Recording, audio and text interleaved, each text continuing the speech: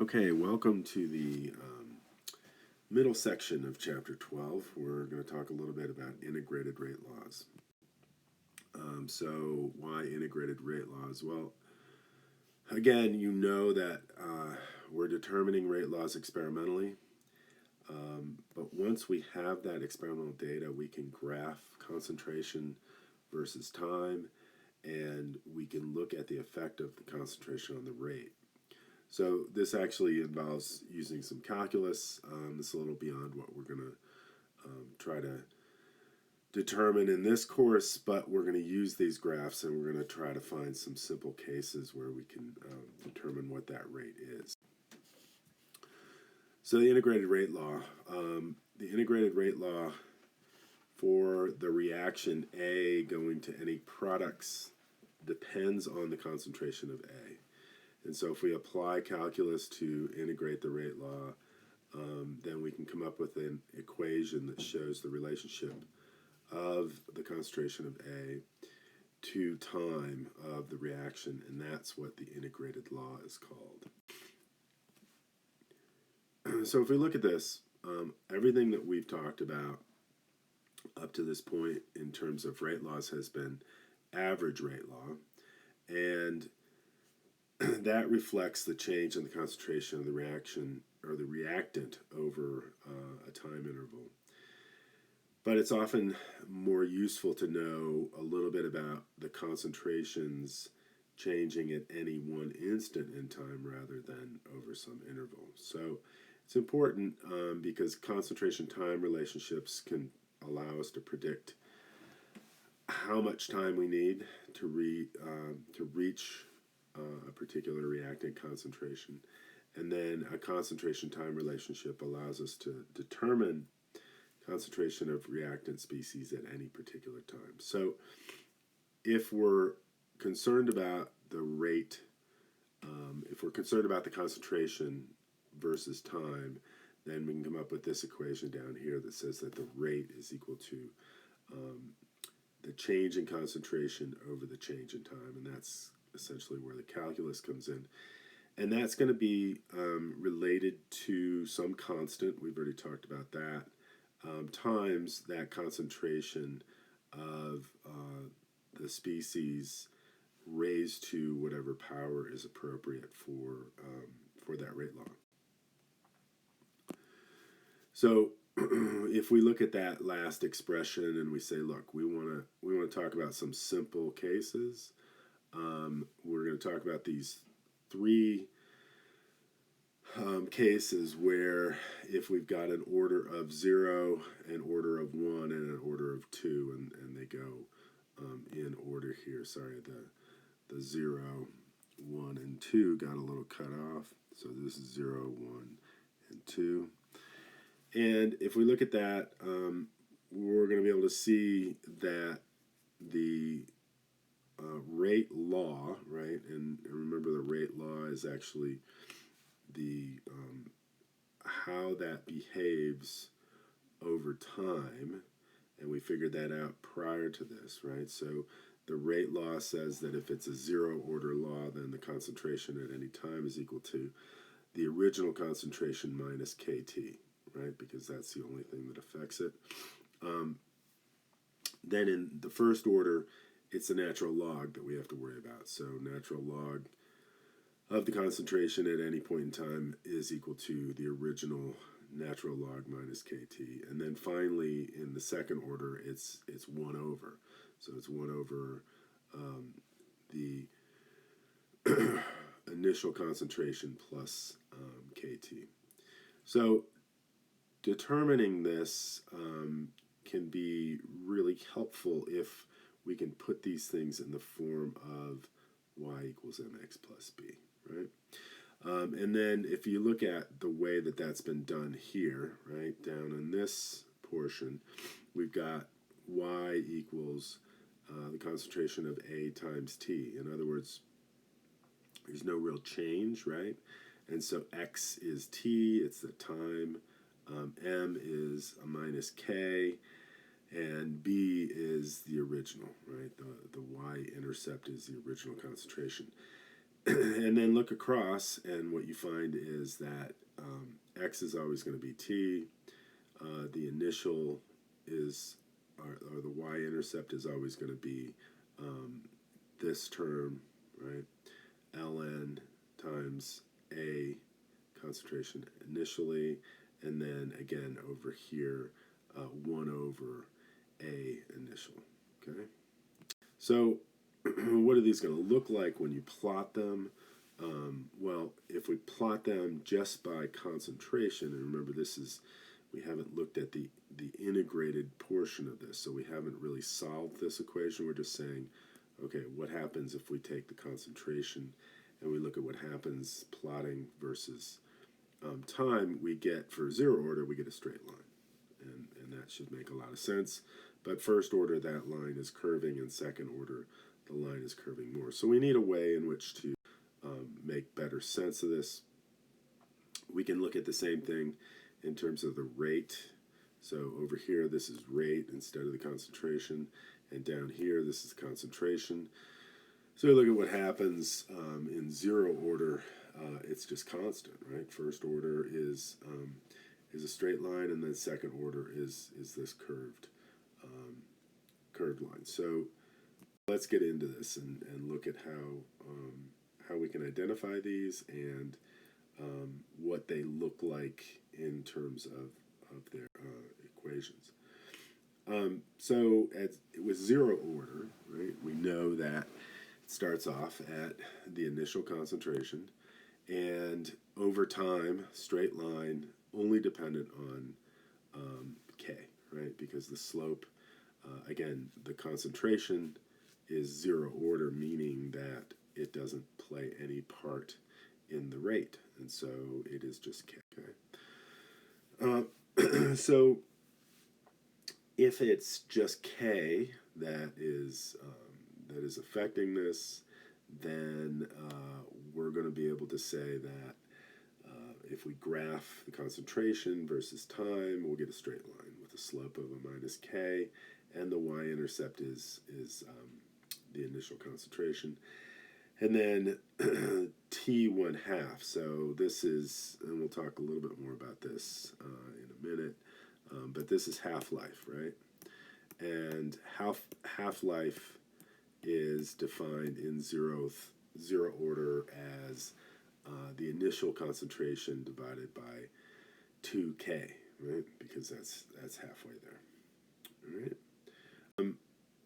First order. Let's look at that, because that's just a little more interesting, because we start off with the natural log, right, of A0, or initial, right, and then that concentration in terms of the natural log of A at any time in T is dependent on the slope of minus K, right? So now we're not plotting concentration of A, we're plotting the natural log, right?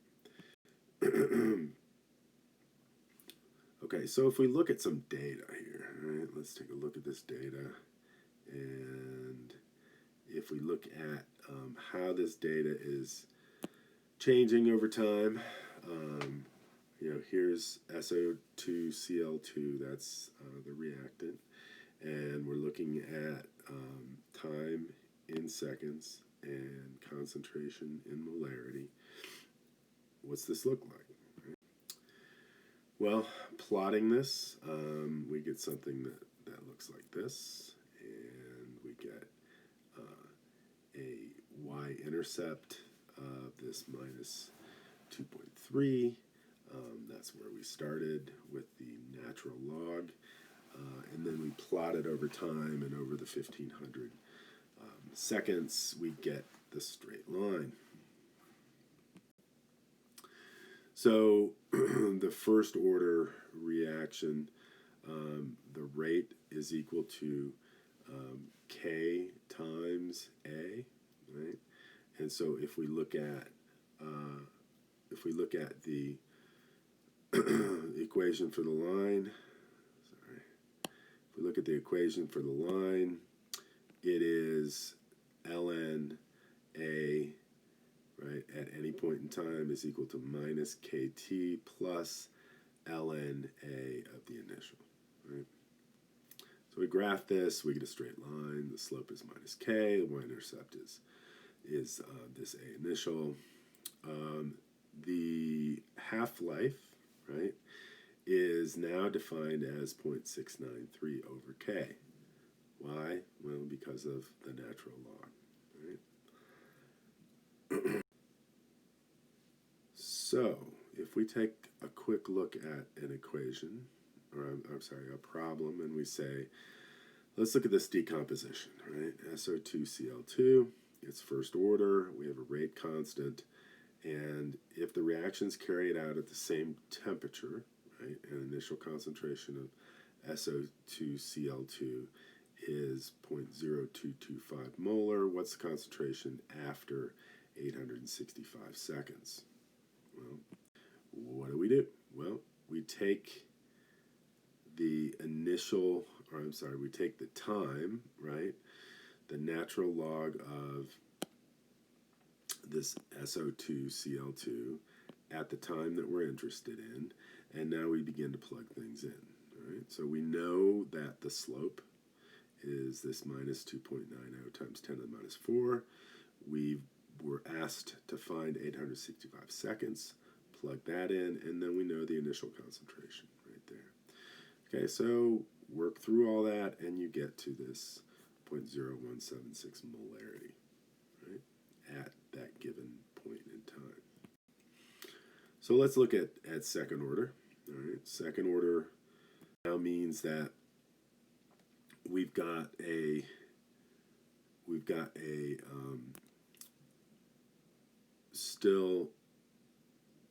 equation that we know how to interpret. We know that it's 1 over A0. We know that it's 1 over A at each point in time, and then we know now the slope is K. And the slope in this case is going to be a positive slope. So we're looking at this positive positive A sloping upwards. So if we look at this data initially,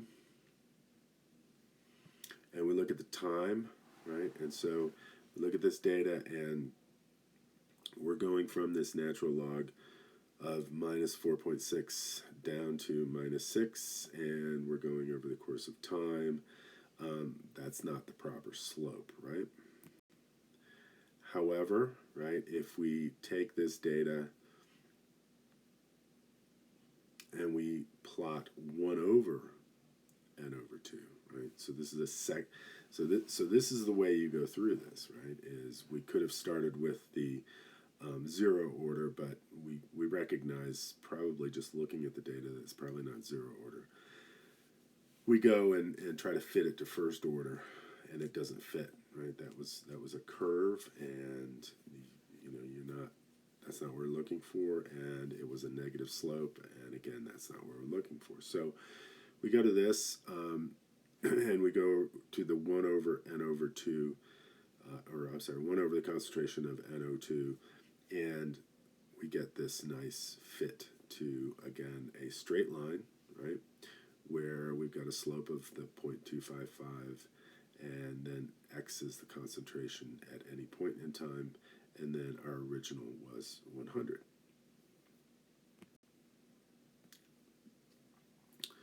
Okay, so we can look at this data, right, and you've got a set of data here that says that we started off with this 0.0100 molar.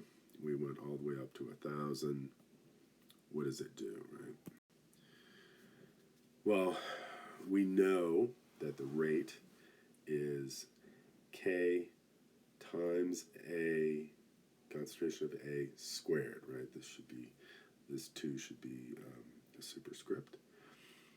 And we also know that the equation for the line is 1 over A is equal to KT plus 1 over A initial, Right? And so if we were to graph 1 over a versus time, we would get this straight line with a slope of k and a y-intercept of 1 over a initial. Now, interestingly, this, right, is now the half-life. So now the half-life for a second order reaction is the time of 1/2, the half-life time, the time it takes to get to half of the concentration, is equal to 1 over k times the concentration of A initially. Right? All right. So let's talk a little bit about half-life, right? We just kind of mentioned it in each of these, but half-life is a calculation that's very useful in a number of senses. A lot of times you're looking for the half-life of decay. How much is going to be left over after X amount of time. Half-lives are really important to that. And so what's it take for half of this to disappear, as it were, right? And so here we have it right here. The concentration,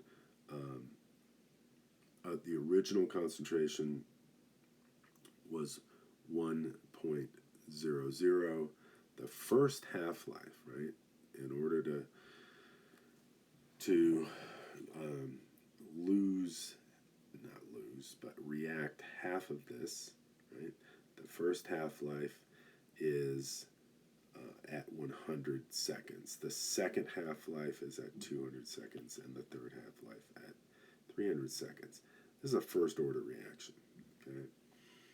It's a first-order reaction because the half-life is constant, and it doesn't matter what the concentration, starting concentration is. But the rest of the half-lives are dependent, right? And the half-life of the 0th order is dependent again on the initial, and so it is this equation of A0 over 2K, right? Basically a half of A0 over K. This is the first order, and so we know it is constant, right? There's no concentration term in there. And then the second order, we know that it is 1 over K times the original concentration. So that's half-life, all right? And that is that wraps up our discussion of rate law. We'll move on, and we'll talk a little bit about mechanism theory, and that'll wrap up this chapter.